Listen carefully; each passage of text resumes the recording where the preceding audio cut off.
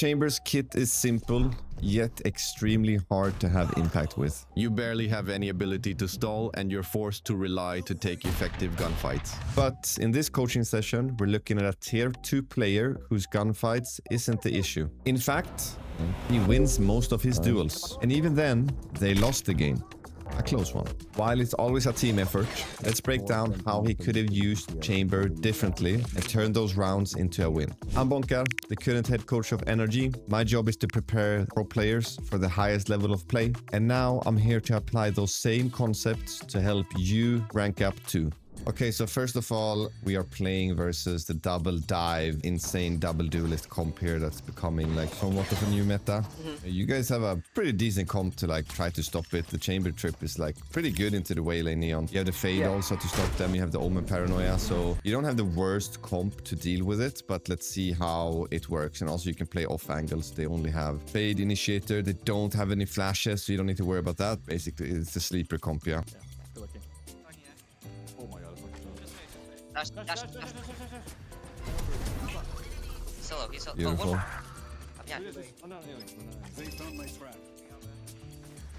It's the trip thing, yeah, with Neon dodges your trip, so she's in so deep compared to the others. Right. Okay, Duffy. Yeah, winning. One enemy remaining. Nice. Can you guys double up? Yeah,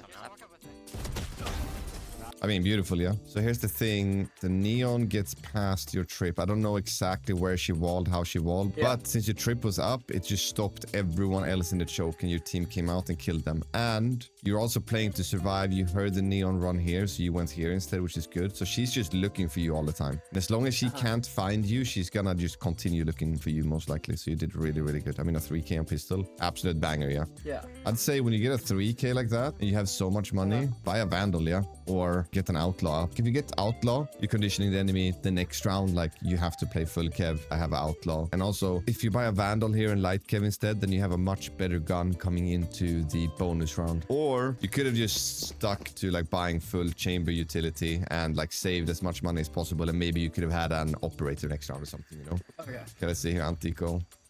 Yo, I said Similar setup. You have your trip in that choke instead though. Oh, good bucket. Yeah, they bought. He's stuck. Fire, go side. fight. What double is saturated? One more. Spike down. Okay, it's A. fine.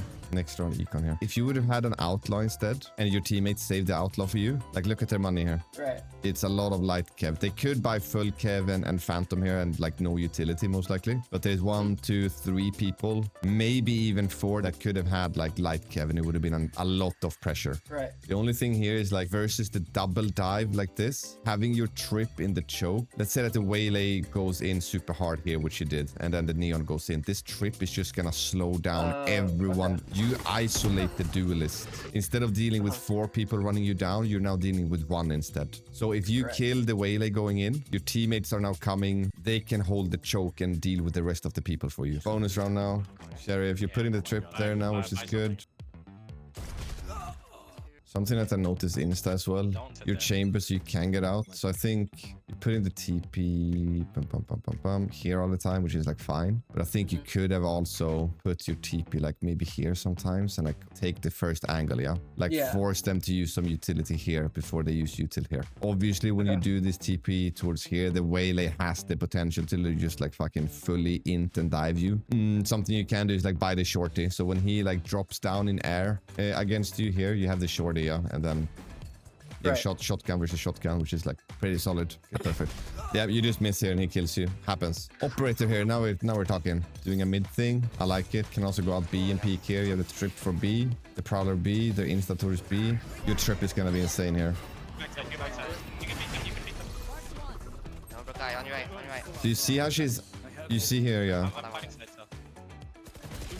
Yeah.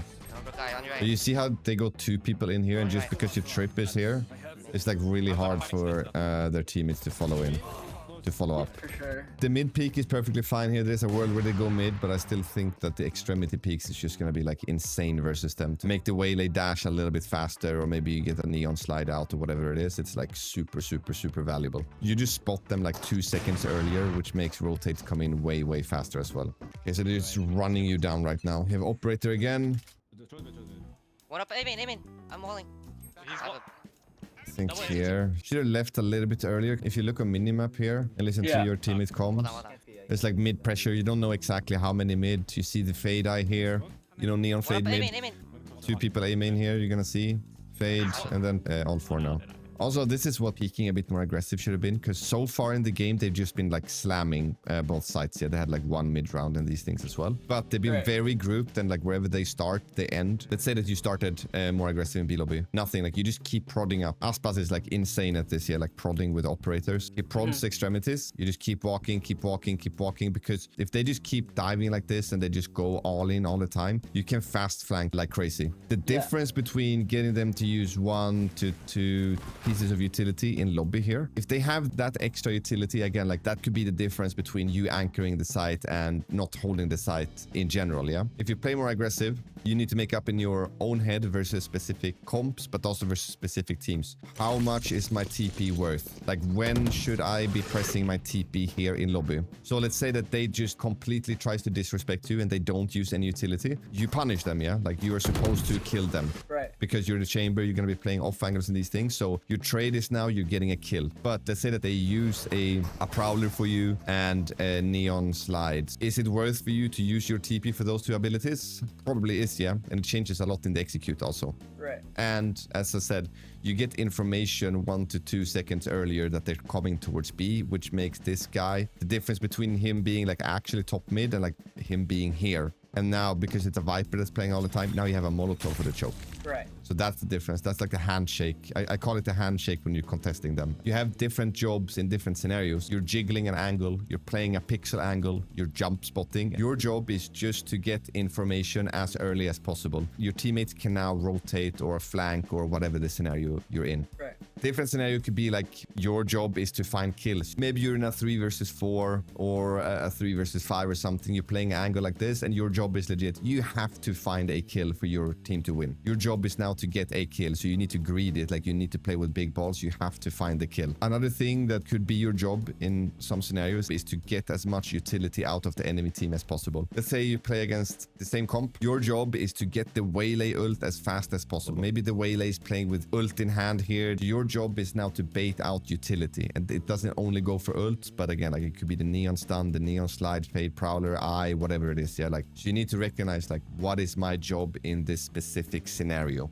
I'd say in this last round, they don't have flashes, yeah, so you can tank the prowlers for a long time. A lot of players, they will peek before the prowler gets broken or anything. So you can stand in the middle of the open, tank the prowler until it legit hits you, and then you TP out. Yeah. Obviously, you want to do it slightly before it hits you so you don't get blinded. Hey everyone, I hope that this coaching session is helping you all. If you're interested in me coaching you one-on-one in Valorant, head over to my new website that I've decided to launch, coaching.gg. I will be adding guides made by pro players as well, so definitely keep an eye out for that. Let's get back into the video. Going back to like what you mentioned about the handshake, do you think that's applicable to like other senties or like even other roles, I guess? Yes, it's applicable in every scenario all the time in Valorant. Take attack post plans, for example. What is your job? Is your job to buy time? Is your job to get information? Is your job to kill 3 people when they try to retake here, when the bomb is down here? Or is your job to spot information so you can then fall, so your teammates can then like rotate and get a setup off of you? Valorant is always about these scenarios where like you have to make a decision. What is my job? Is my job to bait out utility? Is my job to find information? You need to always have that in your mind. What is my job in this specific scenario? My issue on Chambers, like, I would take like every first timing possible, but now I'm like playing like way too passive. My issue is like trying to find a balance a bit. Again, I really think you should be taking like more first picks here, because you need to look at the comp, yeah? Like, what can they do to force you away? Because they play the double duelist here, they're gonna keep diving, which is, it's super oppressive and it's really hard to play against, yeah? But also, just because you play against a team that is like super aggressive, they can dive you in these things, like, you need to still play up. You need to make them communicate predict like, okay, if the chamber is behind the first corner here, what the fuck are we doing? In A lobby here and you want to do this, like tell your Waylay like, yo, if they prowler me, shoot the prowler for me. They cannot force you away. They can't pop flash you. They can't do anything. The only thing is like if Neon would slide instantly or she would throw her wall for some reason instantly in A lobby or Waylay dashes from here. But then that's a win, yeah? Yeah. Now they can't use that towards the side. And then the next step is just like, if you TP back here, what are you doing against the Waylay who's diving you now? This is when your Waylay comes in and helps you even more, yeah? Like, she shoots the Prowler for you, the enemy Waylay dashes in, she's trying to help you in these things. That is Chamber's, like, strong suit. Like, you kind of have to take those fights. Yeah. You are playing a pretty nice off angle towards A all the time, and you're finding value with it. You can mix it up a little bit, yeah? You're right. Talking to you, man. This is pretty okay. If Waylay would have dashed in A-Link here, yeah, she drops down, you get a kill.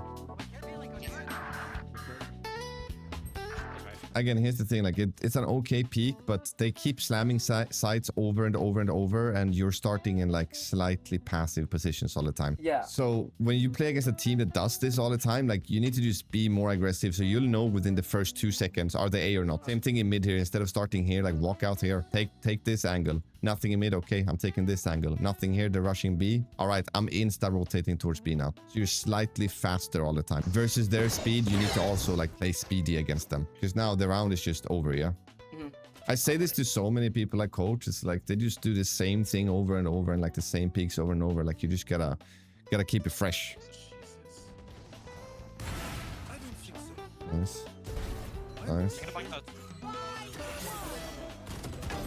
Nice. Well played. I mean, you're looking good in the gunfights when you're taking them. Just you're starting so passive. Yeah. There we go. Nice peek. Spike planted. Nice.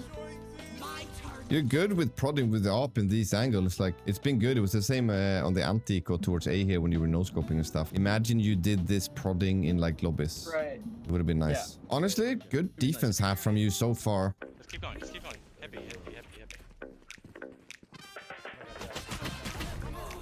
Our protocol is like last guy was supposed to like hold. So I'm supposed to see that last guy. I mean, this live. is one of those, like, it happens. You guys are speeding up. It's rarely gonna be, like, perfect, whatever you do here. She peeks in a pretty good timing. I think if anything here, you can just, like, commit to it instead. Like, someone just needs to call, like, I'm holding spawn, like, you're committing to it. And if you die from B here, so be it. And someone trades you there instead, yeah?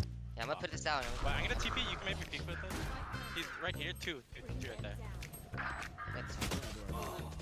You're holding B-Link here. You have one guy trying to scale back. All of these things is like really awkward, and you're also like just open to heaven here because there's no smoke, yeah? Yeah. I feel like if anything here, because you do have the chamber TP, you could like try to play more in the open and look for a pick.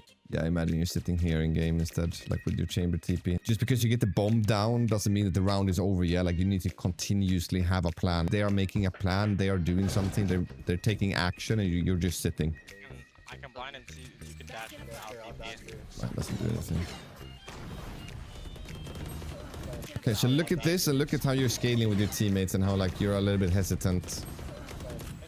There's a lot of scenarios where this has happened where like you have two teammates, whatever, like they're scaling in front of you. You're a little bit further behind. You should be like closer because you are a chamber also. You don't provide any value on attack when it comes to utility, except for the trip anti-flank, which is like fine. You're too slow, like you're way too slow. You need to be instant here. I'm only the offer. Wow, scary. We're up lane. Can you You just post here. Yeah, you should have been slightly faster on this angle in my opinion. The enemy team misses the operator bullet here. He's not gonna like walk out and just peek again. I mean, he could. He really shouldn't be doing it. I feel like you should be taking the left side angle here insta because you know that he's gonna try to reposition. Like you should have had the neon there already. Yeah. No, close right, guys. I'm jumping. It's similar to the B one that I said. You have 3 teammates that's here and you're here like holding this, which is fine. But as soon as they start putting a lot of pressure towards site and they get the information on 1, 2 people on minimap, like people start to shoot, you need to make a decision. Like, are you holding this for a potential flank or are you insta-prodding up and like taking the space that you can? Right. You need to play off your teammates way, way harder here. You could have been up elbow here already, yeah? Just tough, just tough. The whole time, tough, Honestly, whole time. good here. One enemy. 1v1. Nice. This is the thing, like, you're winning most of the gunfights. You're, like, dominating the game. You should try to hard abuse it more, man. Not gonna lie. I need to plant. Nice. I think you're doing the correct thing here. Like, you still need space. Left. Outside. It's gonna do it, Alan. Outside. I think the trip here is good. If you get someone up towards B heaven here, it would have been incredible. Maybe your Omen has like a TP here. He could have TP'd across and you have someone B heaven. He can now fill CT spawn. You have the trip for CT spawn. He can fight CT spawn. And he can also fight if they go out like they do here. Outside. You go in there now It's instead, gonna do yeah. it, Alan. So like you lose the timing because you're trying to go back. Run, please. He's like, Yeah. Can we get him? Can we get him on? We on. It's devastating losing like that, yeah. But Right. this is the mistake. You just put in the trip and walking away, yeah. Yeah. Honestly, on attack, there isn't a lot more to say than the scaling part that I told you because you guys are just playing slow all the time and waiting for the double duelist to like do something. There's nothing more to it. You're a little bit hesitant when you're playing with your scaling. It's a big thing when like tier 3, tier 2, tier 1, like the difference. You lose half a second here, you lose 1 second there, you lose a half a second there. And like it makes a massive difference if you can just instantly make up your mind and commit to it. Commit to a decision. Defense was the big thing though with contesting in lobbies and being slightly more aggressive because the gunfights that you were taking, you were winning most of them. Right. It's just like the deep blinds. Your firepower is good. You could definitely like be playing tier 2 in these things, yeah? Like for sure, firepower wise, it's more of a decision making for you on like macro and micro level. There's some rounds on defense there where like you're still holding an angle and like you spot multiple people on the minimap. You hear your teammates communicate. You're not pushing up. You're not insta flanking. You're not insta rotating. Like obviously it depends on what kind of team you play against. I'm not telling you that you need to insta rotate in these things all the time, but there was definitely rounds on defense there where like if you had an aggressive peak or you insta flanked or something, it could have made a difference, you know?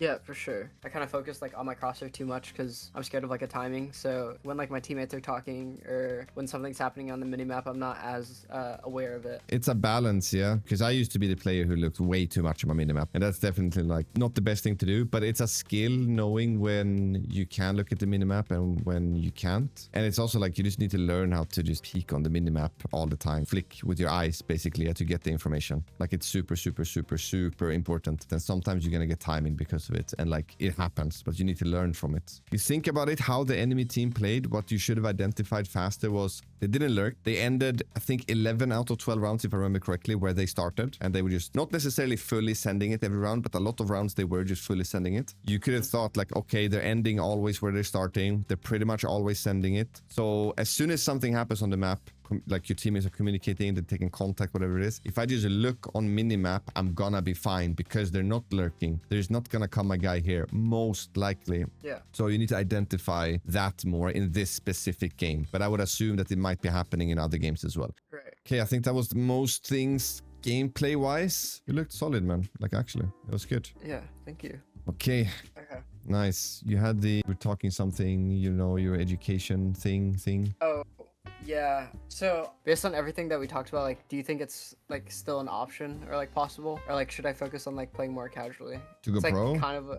Yeah, like I said, I'm 22 and like almost like pretty much shifting to a full time and like focusing on getting like my license. I'm a very big advocate of like chase your dream, but it is one of those where like you probably need to choose one or the other and like fully commit. Like who knows? I don't know how it works with your license and like the job thing or like what your options are. Maybe you can like get your license, finish your degree, whatever it is that you have, and then try to fully commit to Valorant for however long you have, and then go get a job after that. You're pushing 22. It's definitely like not too late to become a pro here. Like the age in esports is like pushing higher and higher and higher. Like Brock went to tier 1 last year. He turned 25 last year and he went tier 1, yeah. Yeah. So it's definitely not too late. Again, look at Baby Bay. He's fucking slaying everyone and he's 30. He's turning 31 this year. He's Yeah. my age. So I wouldn't say it's an age thing. If you truly love Valorant and you truly like want to go pro, then 100% you can do it. Yeah, for sure. Balancing it like both of them is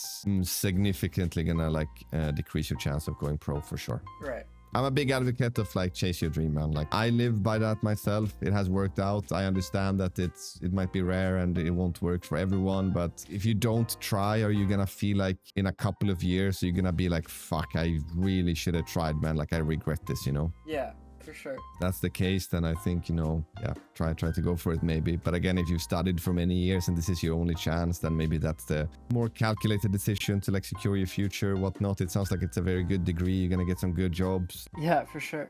All right. Well, thanks for the help, bonkar. I appreciate it. It's no problem at all. I hope it helped somewhat at least with the education thing. Okay, sounds good. Thank you, bonkar. All right, have a good one. Ciao, ciao.